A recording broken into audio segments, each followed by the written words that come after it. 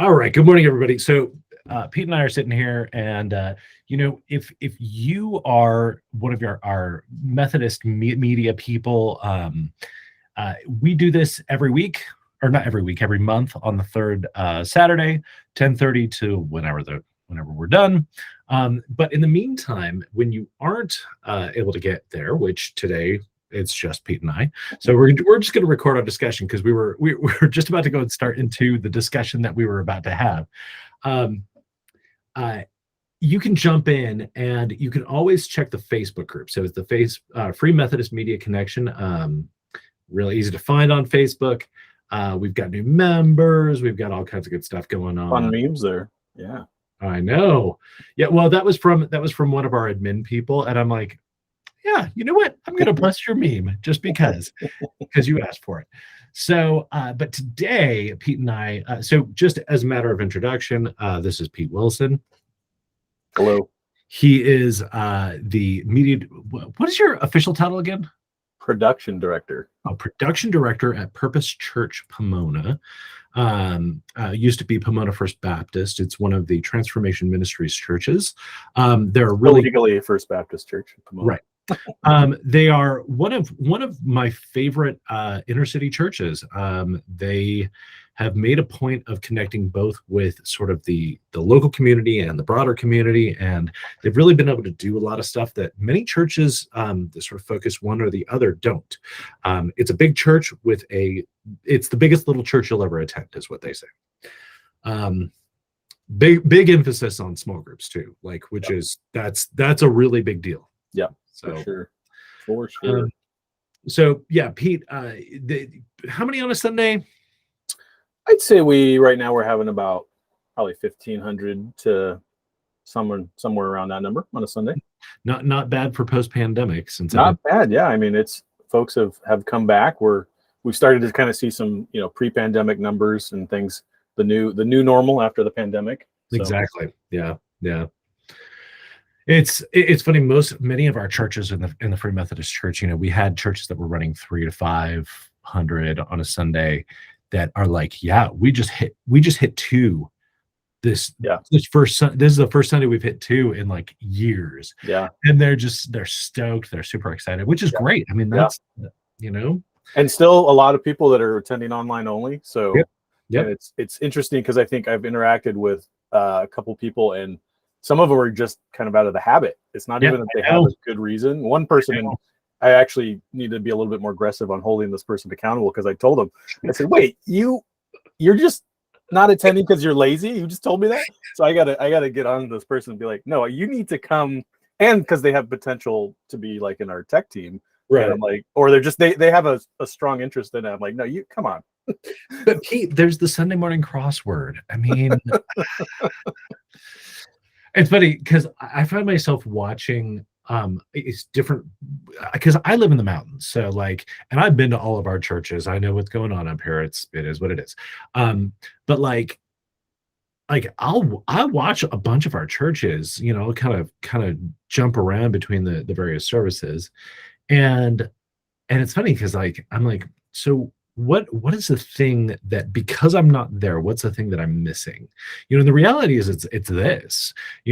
I think about every single Sunday where I was at Purpose, and the best part of the day was after service was I would wander up to the tech booth and I'd go and hang out with you for, I'd bug you for 15 minutes while you're wrapping cords or whatever, Yeah.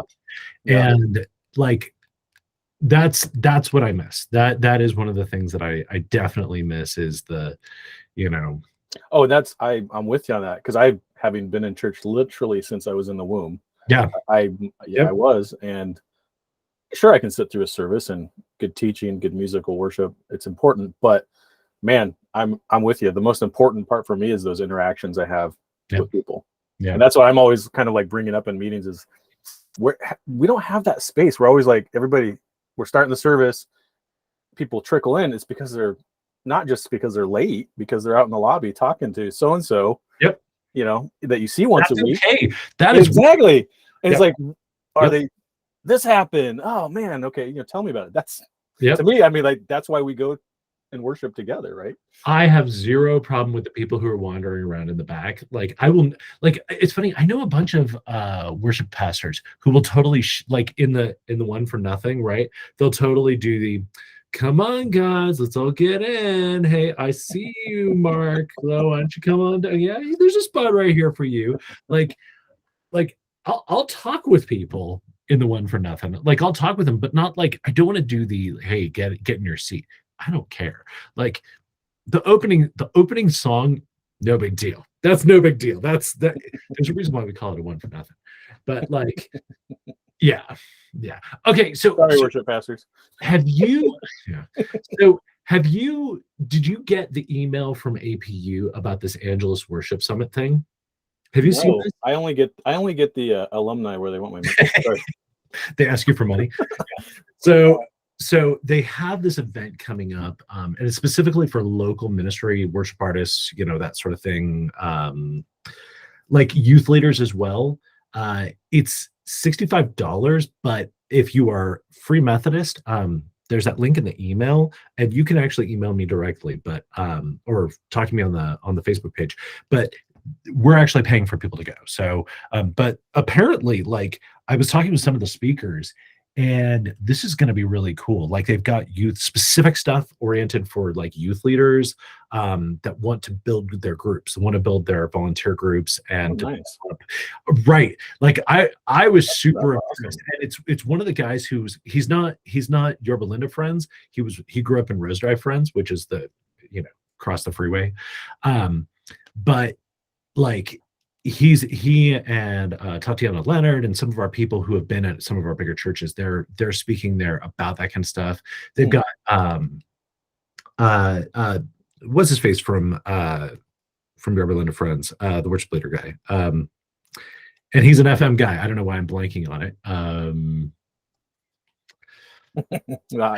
Yeah, he's the son of one of our ministry leaders, Heavenly Treasures. But yeah, so he'll be there. Yeah, it's going to be a cool event. So that's coming in February. So if you get a chance, I would definitely recommend checking that out. That's in our email list. I got to get you signed up for the email list, Pete, just for the sake of being on it, so that you have a link to this particular session.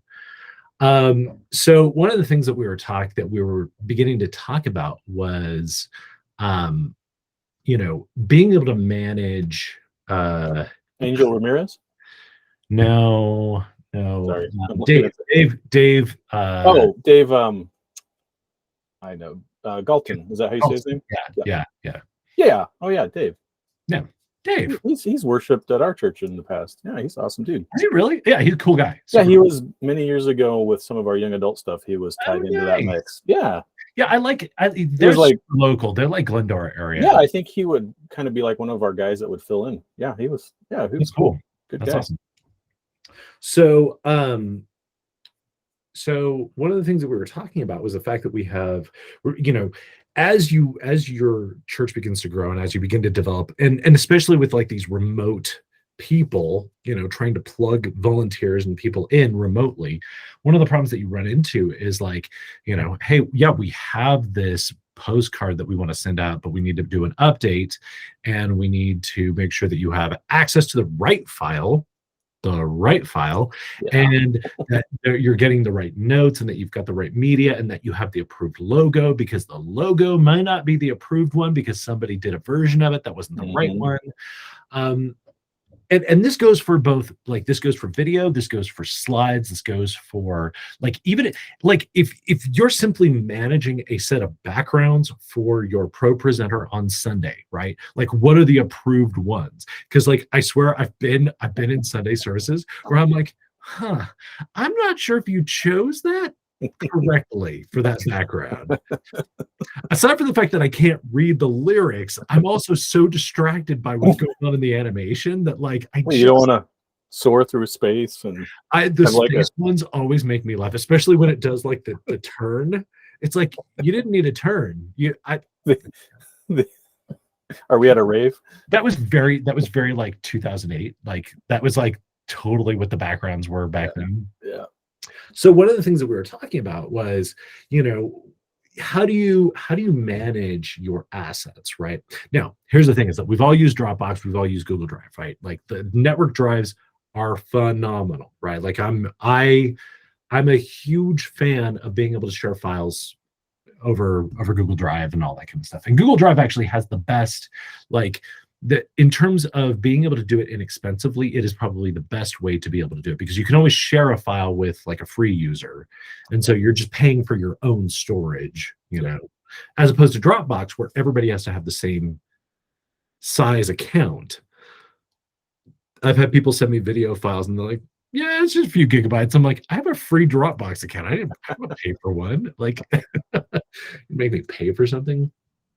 But one of the problems with those is they upgraded my Dropbox to like 2 terabytes. I have like the lowest tier, I think, and it was like 100 gigs, and then it jumped up to 2 terabytes. So it's kind of amazing how they're just kind of giving away storage now. Yeah. So I have this folder, right, where the digital assets, right, and if I were to go in here, we've got the assets folder and FMC and photos, and like I don't know how the heck I'm supposed to go and find anything in here, right? Like, yeah, I could go in and view this with like a grid layout, I guess, and that kind of works, right? But like I can't search against anything. Kind of is the word, because this is exactly the stuff that I've been kind of running into. Yeah. It's super tedious. Exactly. And so, like my particular client set, I've got I work with USC on stuff. I work with the Free Methodist Church. I work with a bunch of nonprofits. And oftentimes, you've got all these assets, these images that you're generating through, your processes, and you need to be able to hunt them down and find them. Like you need to be, and you need to be able to control the correct version, and you need to be able to give them back to the client because they need to be able to access them. So I've been looking into options, like what are good options for managing, video, because I do a ton of video. That's what you do. We're doing a podcast now. We've got all of our photos from like a decade and a half, right? That we need to go back and just how do you catalog all that stuff, right? Yeah. So I've been testing a bunch of different services. I've tested all of them. So this particular subject is called digital asset management. That's what this is. It's digital asset management. Why the folder is called digital asset management, or DAM. And the whole idea is the way that people deal with art, the way that people deal with creative is different than you deal with documents and files and PowerPoints and all that kind of stuff, right? And so we need ways to be able to search against this data and use it effectively so that it's consistent, it's brand consistent. We know it's approved, we know it's not. So I've been using, in the past, I used a tool called, and by in the past, I mean like for 12 years now, I've used a tool called ResourceBase. The thing is, it's a little long in the tooth. It was an open source package. It's a pain in the butt to go and administer. And when it gets a bug, it is immediately exploited and crashes servers. So I started looking into hosted services, and the two that I've been looking at are Pix.io and a service called Air. Okay. So one of the things is a good digital asset management system is going to allow you to store your assets, right? So here I've got a video file of a event at USC where we did, all my B-roll clips. I've got static stills in here from church visits. I've got my stock photography, so Shutterstock photos that I've stored and purchased. I've got, graphics that I need to be able to find, and I've got like logos. So if I go into clients and FMC. Little side note, I don't know if you've ever used it. Lightstock, specifically for church stuff. Yeah. Is quite good, and their pricing now is at a point where you can pay a monthly fee for unlimited. So they used to have like a credit based. Lightstock. I used to use that all the time. Yeah, and they were pretty expensive because it was like credit based. Yeah. Now it's unlimited. I think it's like 30 something a month. That's great. And they have video, stock video, good photos. And they also have like design elements, Illustrator files. So yeah, Lightstock is one I've been leaning on big time because you can find stock photos that aren't like just the cookie cutter, right. You know, obviously that's a stock photo. Child. Yeah, you could get that. Yeah. I have one, you know, I can actually fake it like, oh, that looks like a small group, and us on staff know that it's not one of our small groups, but those that would come to the website might not realize that's a random stock photo. Well, and that's the thing is, like, you know, one of the goals for FMC that we've been trying to do is get away from using stock photos for people shots. Mm-hmm. Anywhere where we can, we want to use real people. Agreed. Not just pictures of our leaders. That's a thing. But you know, we want to be able to use our own people, but it's hard to find it. It's hard to find those photos. Yep. So like, for example, you know, here I'm just going to show you the logos. The fact that we have our official version of the logo, and you can get it in PNG, JPEG, SVG, and APS. But like the photos is really, really groovy. So like, let's say, for example, I'm in here and I want to find somebody who is praying. I can hunt down. Nice. Photos. Now, here's a good asset management system is going to have good search, right? Yeah. And it's going to have visual search. So one of the great things is that a good asset management system is going to have an AI system that can go in and auto tag your keywords based off of the things that it finds, right? That's a really good, because yes, I want to find the right photo. I want to find a good looking one, but I also want to find one that has the subjects and the content that I need. Like, you know, I want somebody that's holding a book, right? Oh, here's Denny holding a book, or here's a Bible.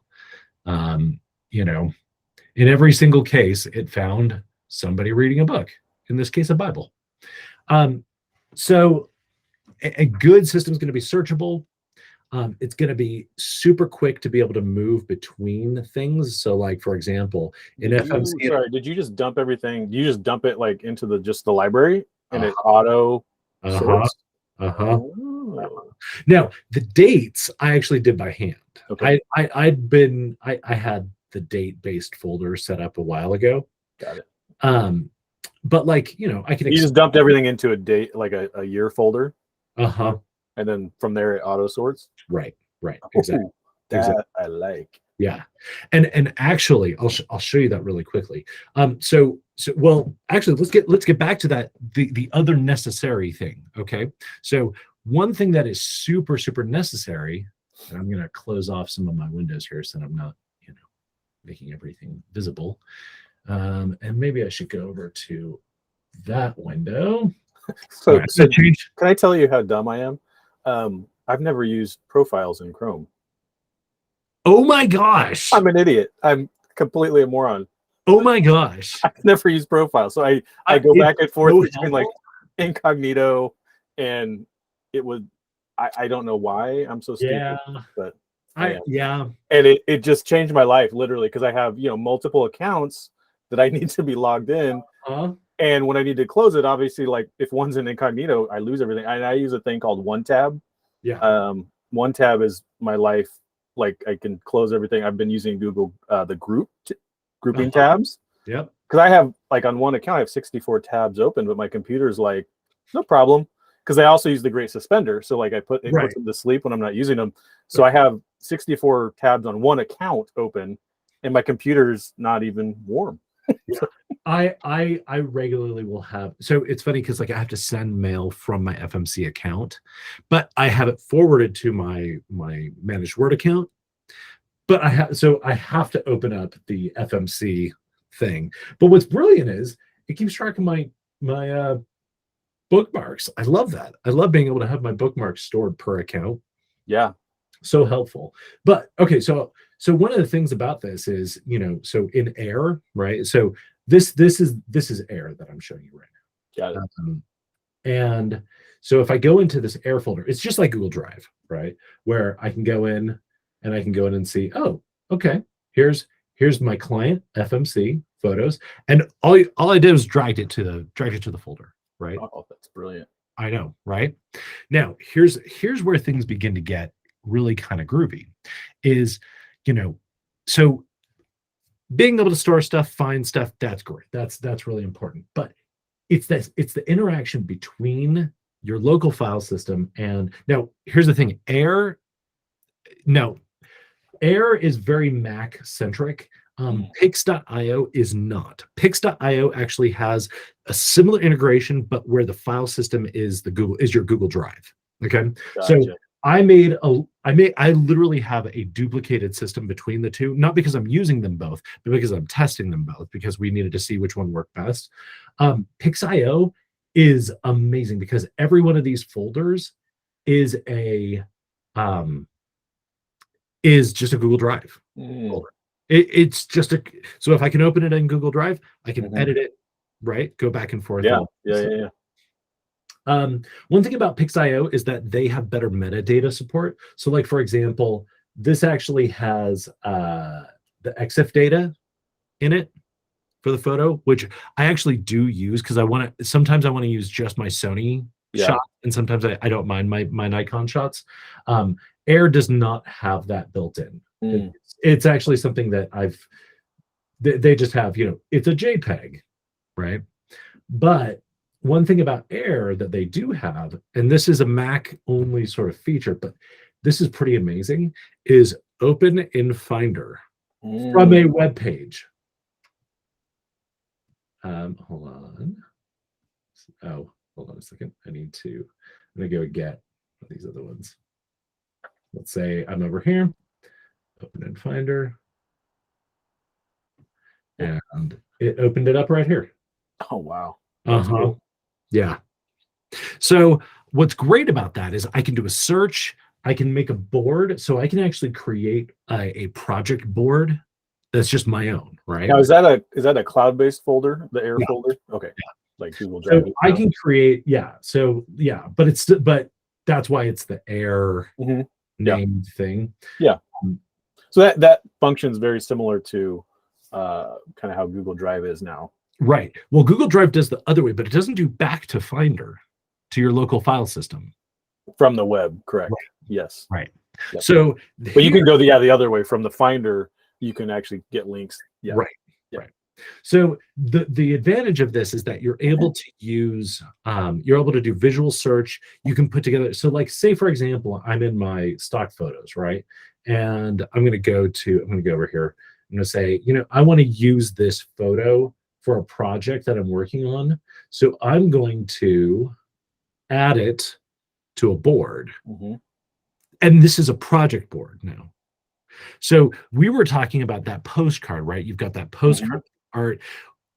We can store our art assets. We can store our photos, our logos, our InDesign file, Illustrator file, whatever file format you want in the folder, right?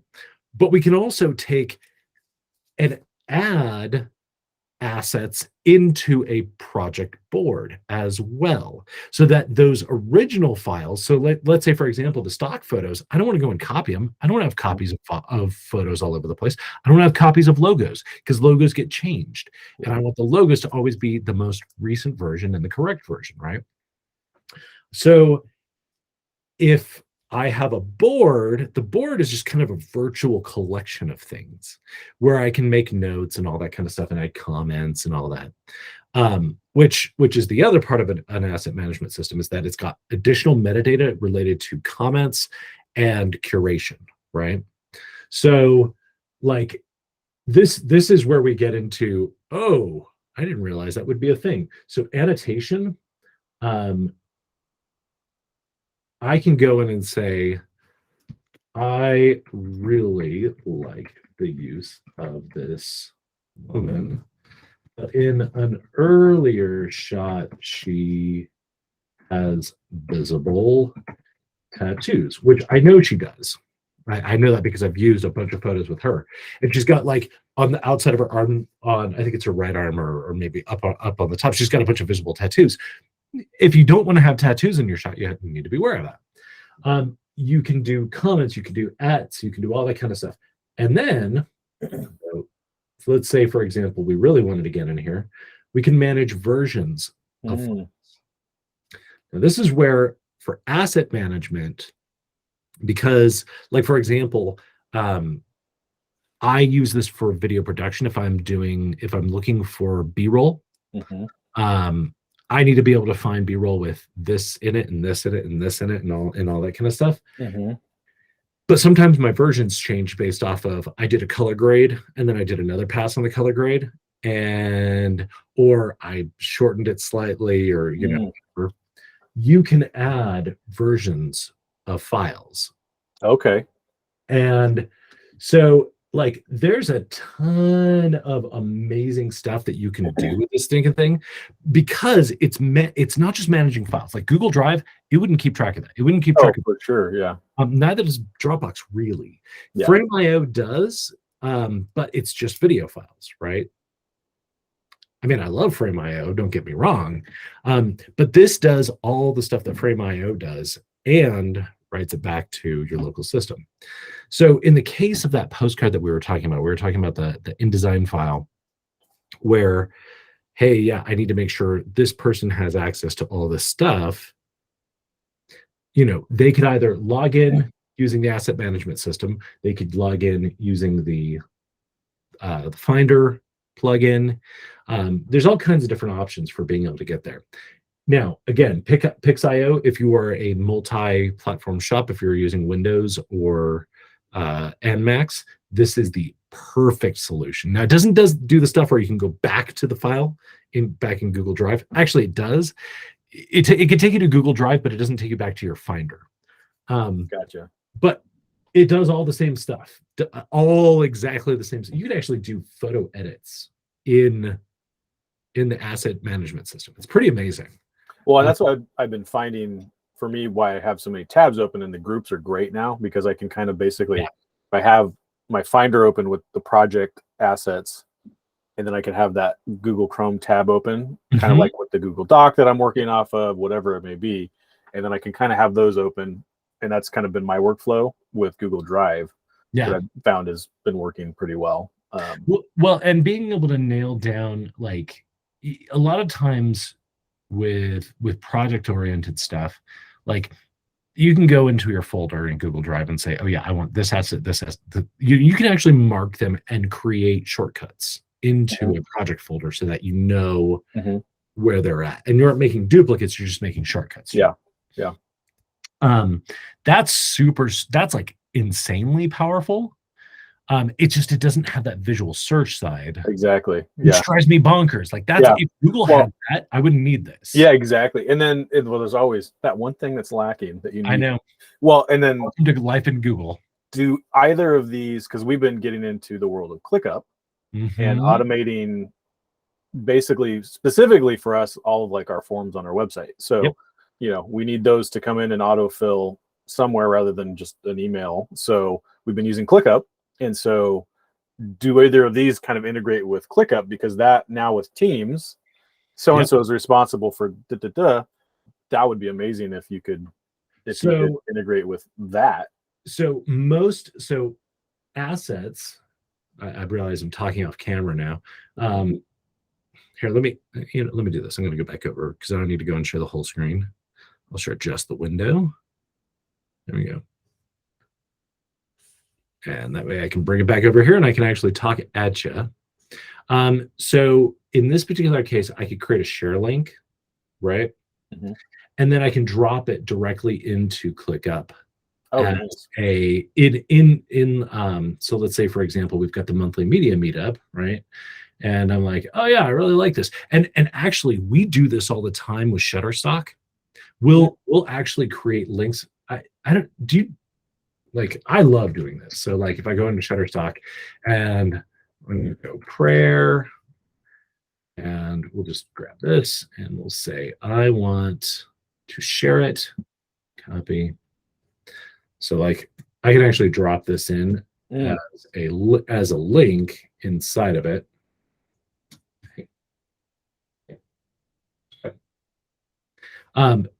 And if you mouse over it, it'll actually show you. Oh, that's awesome. Well, Yeah. No, that's really cool. And you can go in and say, oh yeah, no, I like these particular assets.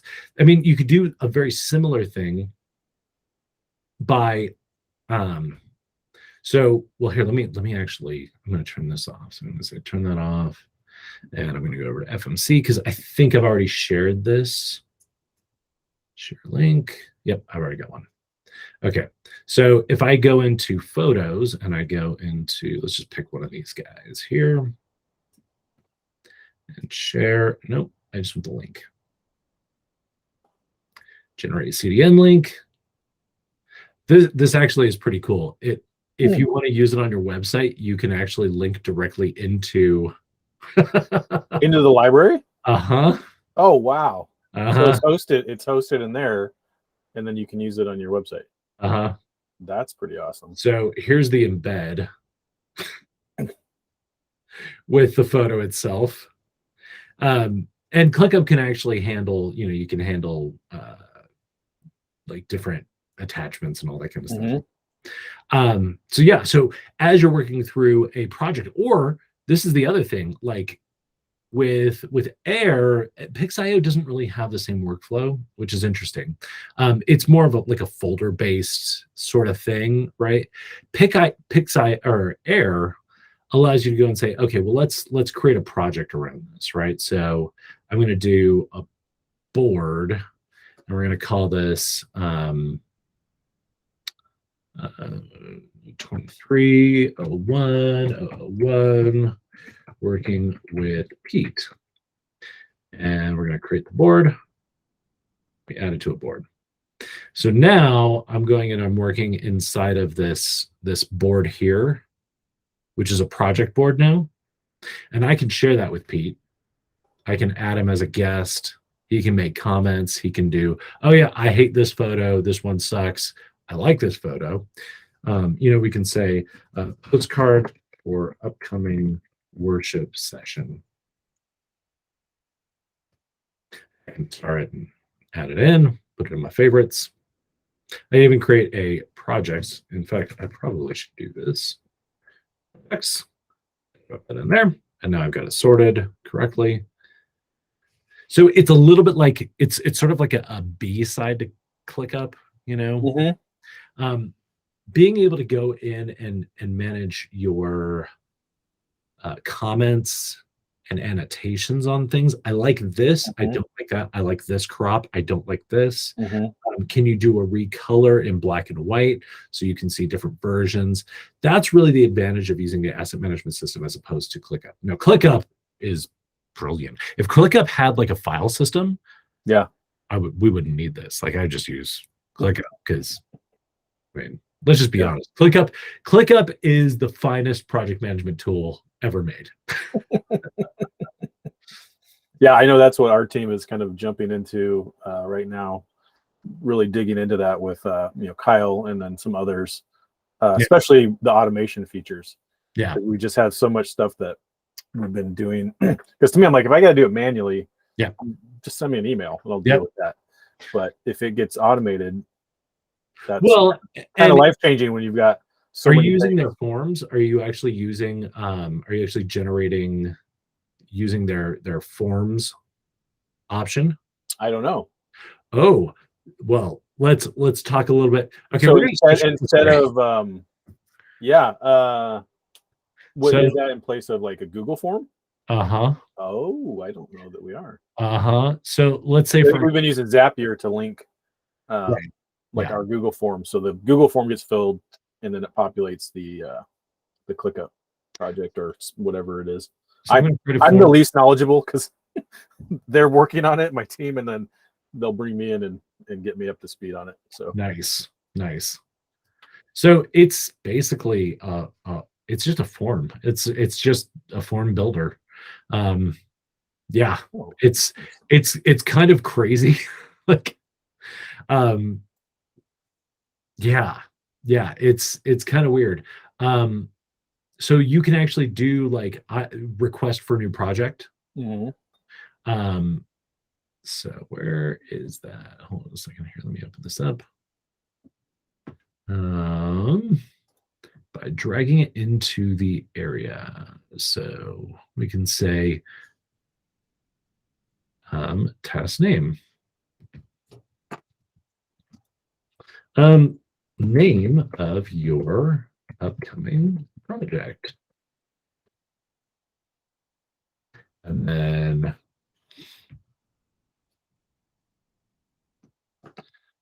tell us a little bit about your project. We got a due date. When is this due? And you can actually make a public link to this. Okay. Yeah. It's so if I do copy, if I copy the link, and let me make sure this works. So I'm gonna open it up in a different window. So this is an incognito because that's easier. So now, name of my upcoming project, having lunch with Pete. I want to have lunch with Pete. The local, how do you spell pupusas place across the street? The what? The pupusas? In Pomona? Yeah, that place across the street that's really good. What is that? I don't remember what their name is. You get the idea. So this is, but this is totally, I'm not logged in right now, right? I'm not. Yep. So I create it, and my submission has been received. Now when I go back over, I don't know why I didn't just create a window, or not a window, but a tab. So now if I go back over here, having lunch with Pete is now one of my podcast episodes. Nice. And obviously you need to have some sort of approval process for this to make sure that it gets handled correctly. But like that's pretty powerful. That's pretty amazing. Yeah, especially if that's what we're already kind of utilizing to capture that data anyways. Yeah. So yeah, that's one less step to the process of generating tests instead of ClickUp. Yeah. Well, and another thing ClickUp I love is I have multiple accounts, so it's so easy to go back and forth between them because we utilize another great resource that we've had for a while now is called Church Media Squad. Yeah. And if you don't have, we have a part-time graphic designer now that is amazing, but not able to capture all of the projects we need. So utilizing Church Media Squad, and I've been empowering departments to utilize that for stuff. And it's all based off of their whole workflow as ClickUp. So you get the process going in ClickUp, and it works brilliantly, really, because they have, I don't know how many designers. Basically, Church Media Squad, you pay a fee, you have access to their pool of designers. Oh, that's great. It's not inexpensive, but if the amount that we need, so like I can have each department. So we just relaunched kind of a new young adult ministry, and they needed a ton of graphics, social media, all this stuff. And I said, well, hey, are you guys comfortable, having a point person that I can make an account for? And I did. And so now they basically, I think we have the unlimited graphics. That's not bad. That's not bad at all. No. And it is a month. Now I think we might have, like, because we've been with them for a while, we might have a grandfathered price.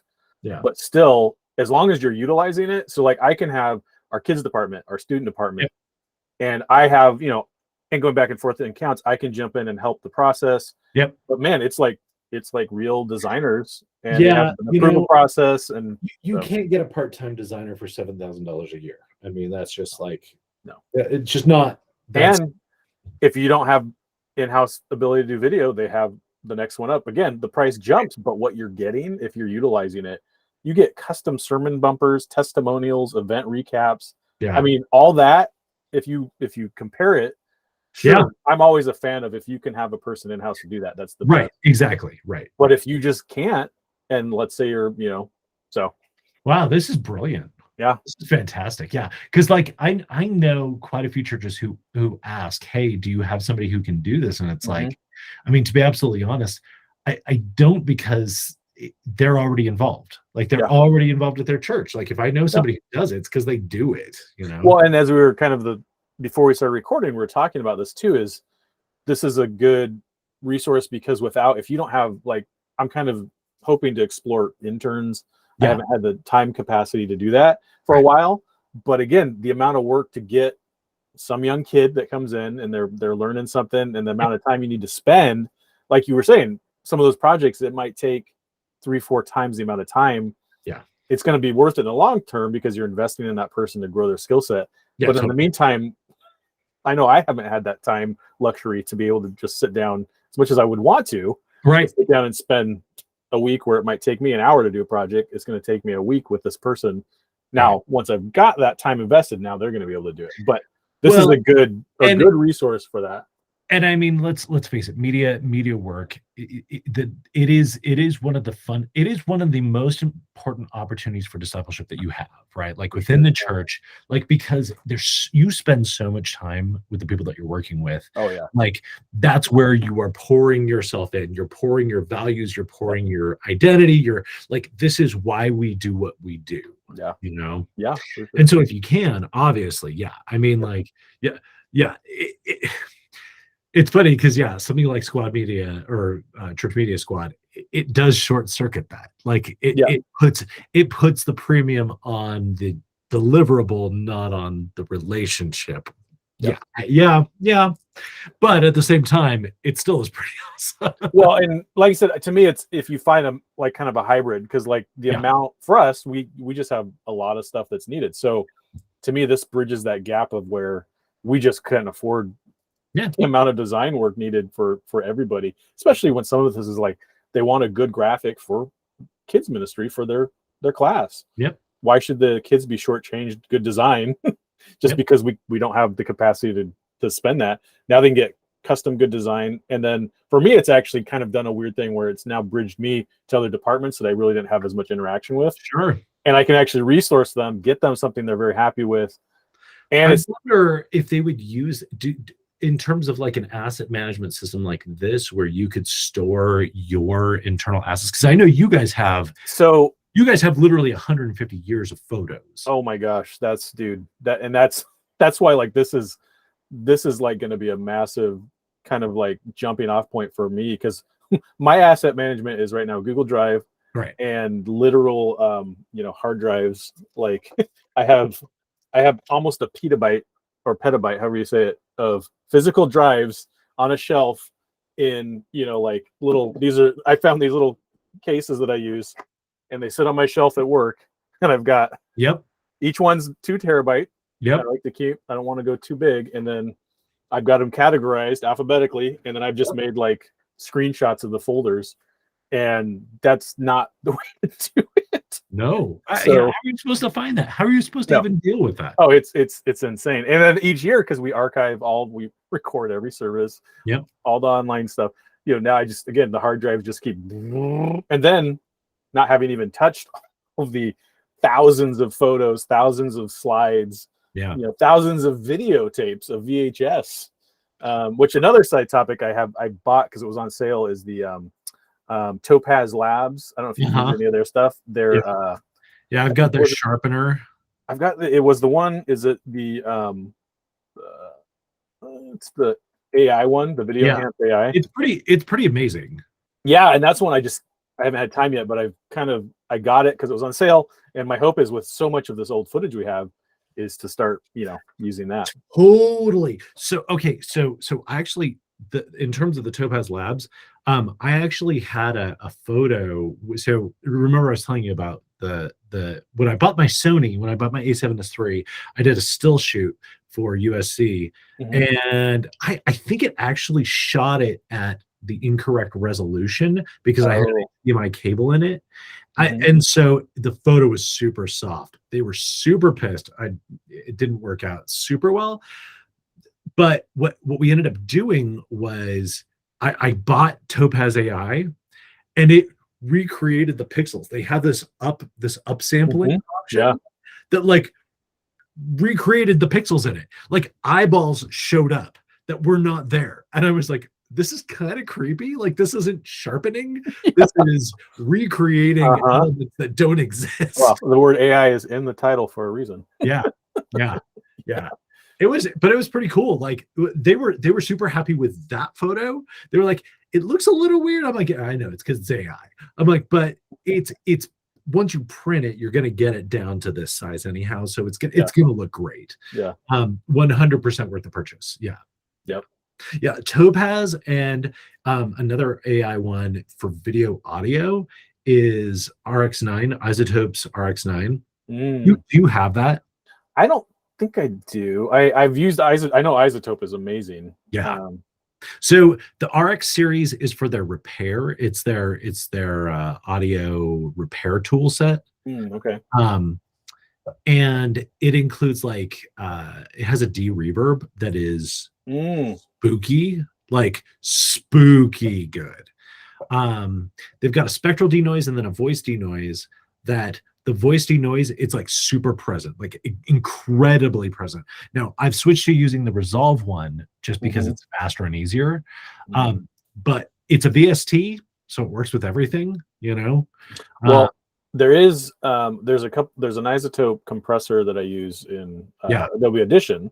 That's a multi-band. That's just like my go-to for like the, you know, and they have, I should go see, because there's a number of the Adobe tools are built off of some Isotope stuff.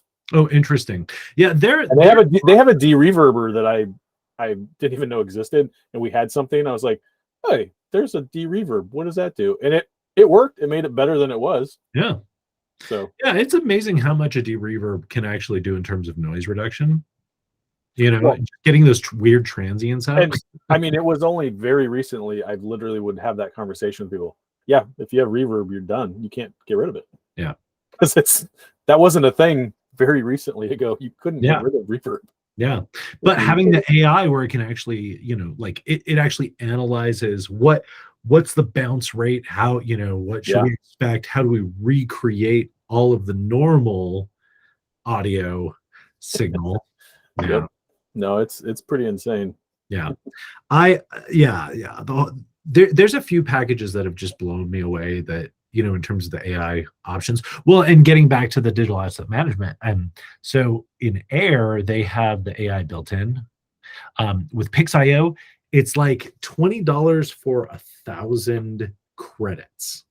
Oh, okay. So this sounds weird, but like, you know, credits represent a photo or video. And they can do, and facial recognition is different than AI, right?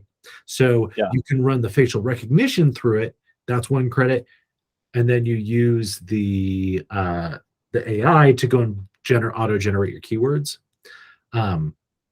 So 2 credits per photo or video, depending on whether or not you've got faces or not. But it's kind of nice because they let you choose. They let you decide, oh yeah, this one I want to get done. This one I don't care. Yeah, Pix.io, honestly, if it weren't for the fact that like so this says, I'm not saying anything about Ukrainian companies, but they're a Ukrainian company and they're expensive. So it's like $160 a month for, which is, I mean, it's quite a bit, especially, you know, but it's for 10 users. So I guess that's not bad. Yeah. And it ties into your Google Drive and all of these things. I'd pay personally. For me, it's nothing. Like that's an easy purchase. But their support isn't necessarily as good as Air's. Air is an American company based out of New York, and their support is really, really good.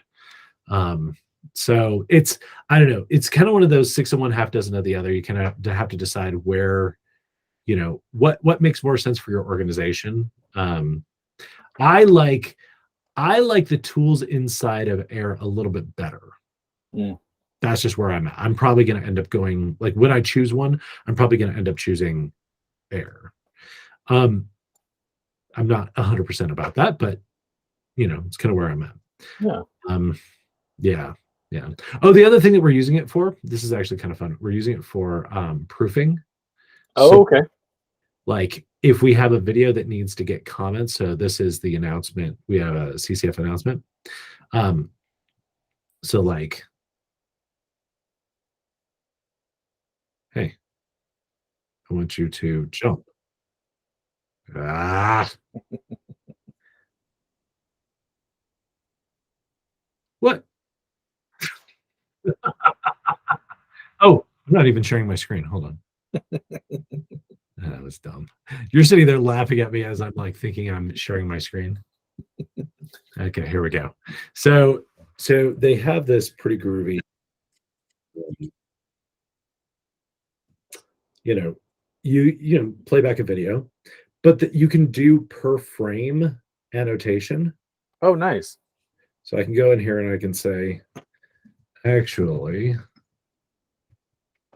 his name is Billy Bob Sato. And you can choose on the screen where that annotation is. Oh, that's nice. And then it shows up over in the comments Oh, nice. as something that needs to be resolved or not. So That's awesome. I ran into an issue with a client where this was amazing. Does this work mobily too? Like when you send that? Okay. Yeah. Cool. Yeah. That would be very important. So I sent out a proof to a client for a video, and it was a hospital, and the person who was being interviewed, they gave us their name wrong on the sheet when we had them sign in for the interview. They wrote it wrong on their badge, on their jacket was different, but still wrong. We looked them up on the website. That was wrong. Finally, I had to search for the person on Facebook to go and find the correct spelling for their name. We had 4 different rounds of edits for this person's name because nobody knew how to spell this person's name. But like having this where you can just say, this frame, this section, this is the problem. Fix this thing. Yeah. No, that's a really great. I can already think of ways that we could utilize that for sure versus just sending links to videos and an email or text message. Somebody's trying to describe where it is. Right. I mean, Frame.io does this, which is great, but if you're integrating it into your system. Yeah. No, that's great. That's a powerful tool for sure. The gears are spinning in my brain how we can use this. Right. Well, and I think for especially for smaller orgs that are just bouncing stuff back and forth between people, I think that's huge. But even for a big group like you guys, because you've got a distributed set of volunteers who are working, Yes, for sure. So this is kind of a different direction. Yeah. But this conversation triggered something, and this could be a whole conversation in itself. So it was on my list to talk to you about if you've ran into. So I'm going to try to describe what I'm wanting to do, and you see if it makes sense. Yeah. So we have 2 needs for. One is just hearing assistive devices, and then the second need is translation. Right. So for both cases, we have just like a crazy old school FM transmitter. Right. Where a person can get a little device with the earbud and another person is on a mic. Or one for hearing is just FM, it's just amplified of the sound system in English. The other one would be an actual person translating into Spanish, or whatever language you would want. Ours is crazy old school. The one the one we have is I think older than it's from the old Sanctuary at I believe it. Yeah, totally. It's like the old. I mean, we bought more modern receiver units, and so what I've seen, because I've had a lot of I've done freelance work with Western Medical School in Pomona, and they have a whole disability department with all that stuff, and we've filmed stuff in there and seen some of the crazy cool tools that they have for folks with all sorts of various disabilities, hearing being one of them. They did an event where I watched. Now it required a stenographer, but basically they gave out a device to people that were hearing impaired. Oh, and a stenographer. So I was like, and this was a couple of years ago. So I'm like, there's got to be, with everything going on, there's got to be a software, and I found one. So the trick being is how do you get this? Because I want it to be on the user's device, whatever platform they're on, for free. Right. Ideally, just a link. And then basically on our end, we would be, I know it would have to be a paid service, and then I can't, to get a real stenographer to do this is just not in. Doesn't YouTube Live have real So transcription? I don't know. I know with what I've seen right now is our, like, for captioning on YouTube, I think it always shows up. Well, it was for a while. It would be like later. Yeah, but I think live, because I know Google Meet, we were using it we used it on one of our events where we had it actually on the live feed. Okay, like on Google Meet was doing it. Yeah. Well, I need to look into that. That's a good so that would be interesting, because I found one company that does it, but it's called ava.me, and it's more for kind of like a classroom Zoom online meeting. Yeah. But they have ability to basically, you create like a whiteboard, and you can create a link for guests, and then basically you can see on your device, and then the user can choose from 20 languages. So there's a bunch of I caused it to break, and I got the free version. I'm on the trial, and my first tests were like very hopeful, but then I also, because it could cause a lot of chaos for those folks. And then the thing is, if you're doing it whatever way you're doing it, you have to have like instructions, and obviously the language you need it to be in so people can understand where to go get the link. But it was one, if there's a way to do it with like Google Meet or something, that would be awesome as well. Well, I know that Meet does have closed captioning built in. So down at the bottom of I just turned it on, and it's yeah. Which is kind of amazing. It's really amazing. Now, does Google Meet have other languages? I think it does. I think it can actually do translation. Okay. Oh yeah, there it is. English. Let's go to Spanish, Mexico. That would be the main one we would want. And say something, Chris. Okay, so this would be something that might be translated into Spanish. If you were a Spanish-speaking visitor, does this make any sense? Is it logical? So right now, I don't see anything. Oh, I wonder if it's identifying your localized language. Oh, like that I need to be. Where did you set your language at? Where it says caption settings, it just a little thing popped up. So if captions, sure. Language of the meeting is in English. Okay. We'll use language of the meeting. I changed that to translate to. That's what I need to do. Okay. Translate to Spanish. Oh, that's cool. Okay. It only has a couple, but now there we go. Now it's in Spanish. That's crazy. That's okay. That's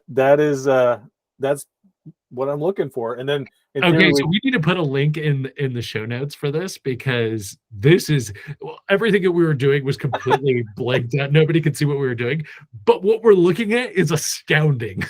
No, this is really cool. So this is great, because this is the path I'm trying to get to, kind of, because we want to integrate more, because we're doing more. We have different multi-languages, probably the predominant being Spanish, of these these groups that we want to say, hey, we want to do an all church event, because they have their own Spanish speaking service. And we're doing what we call our microsites and their services out in the community with primarily Spanish-speaking people. Right.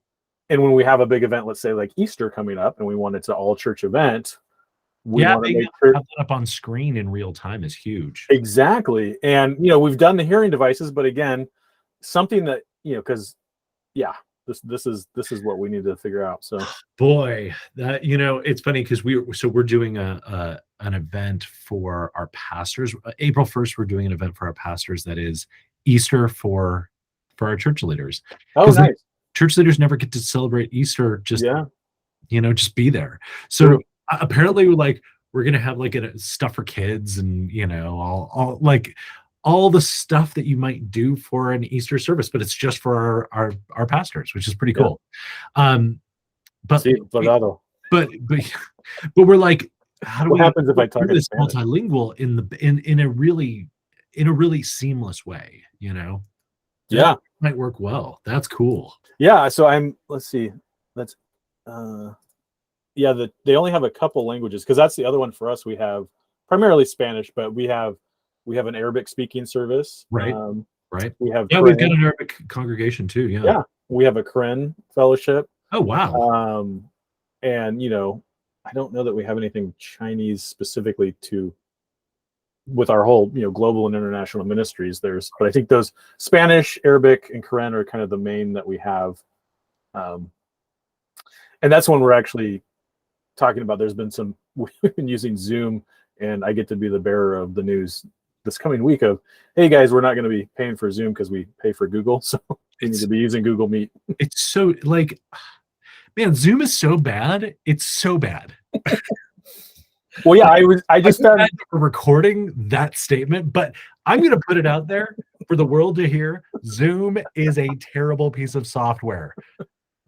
If you're paying for Google Meet, just use Google Meet. I got looped into this conversation, and I was like, well, I barely use Zoom for anything. I use Meet whenever I'm on it, and I know we're paying for Google. We just upgraded. We now have lots more storage because we were running out of storage. Right. And I mean, and I need to figure out, because we paid for I thought it was supposed to be 2 terabytes, but each user has 4. So that's kind of nice. Because that wasn't even on an option because we're using that, right? Going through a reseller situation. Right. And I think it's you even had helped us set that up back when we launched it all. So yeah, it was years ago. Yeah. Yeah. So which is another topic that we could explore at some point, is IT, the world of IT support, because that's when we're still trying to figure out the best way to do all that. Dude, I learned something today. This is awesome. Like I feel like I've got all of my tabs open. It's like, oh man, this is a really good way to work. This is a cool thing. All right. Well, I'm glad we did this, because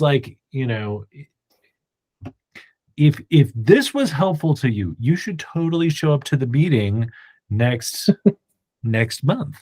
Yeah.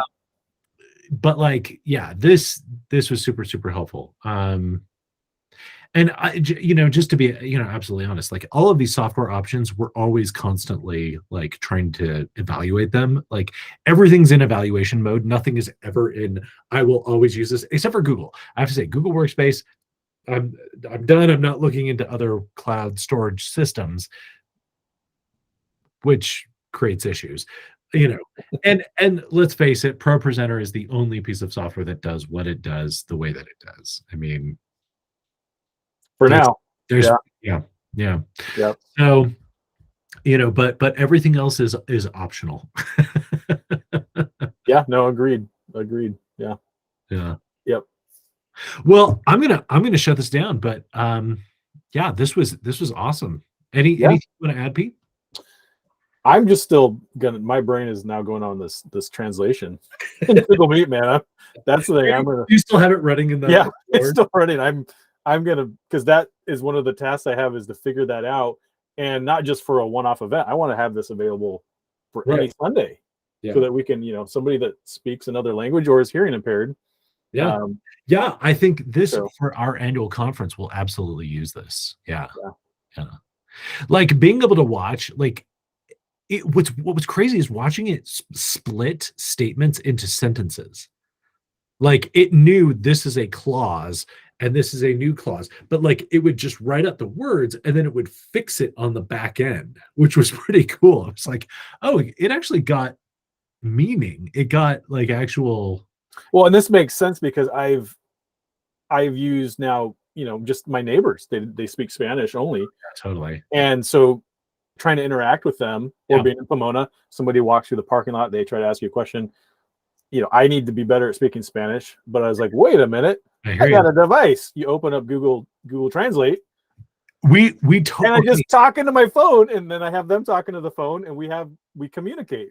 So we ended up building out a studio space down at our San Bernardino church, and one of the things that I wanted to do was train their local team, how to use all the gear. In fact, I need to get all of because I stole all of it for some shooting over Christmas, and I need to go get it back down there. But So, I go in, I set it all up and I come in and all the menus have been changed to Spanish. And I'm like, awesome. They're in there. They're playing with it. This is great. And so I meet with the person with the woman who's, kind of running their filming and all that kind of stuff.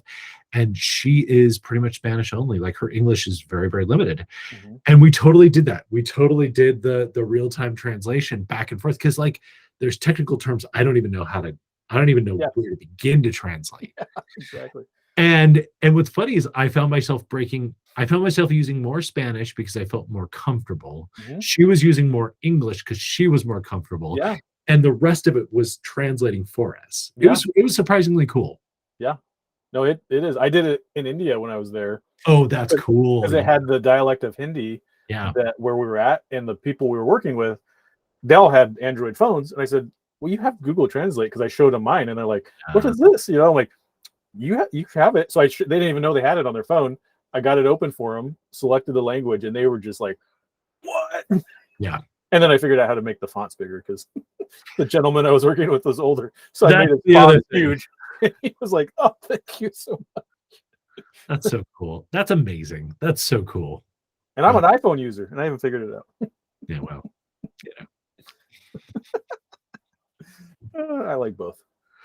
Yeah, you know what? Ever since I switched over to Mac, I've been like, does this mean I'm going to have to get an iPad for my teleprompter now? And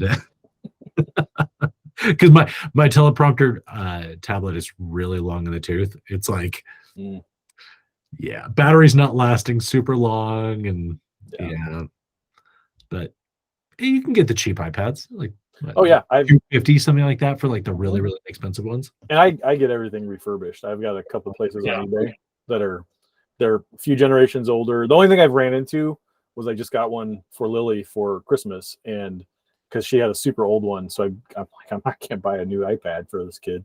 Yeah. So I found an older one, and it's great, other than the battery life is not that great. Right. But oh well, she shouldn't be on it that long anyway. So yeah, exactly. built in about these kids, built-in parameters to get her off of it. So nice. Sorry, the battery's dead. Girl screen time just had a crappy battery in it. There you go. Nice. Well, Pete, this was good. Thank you so much. Yeah. All right, I'm gonna hit stop, and if I can figure out how to hit stop, binge recording and stop.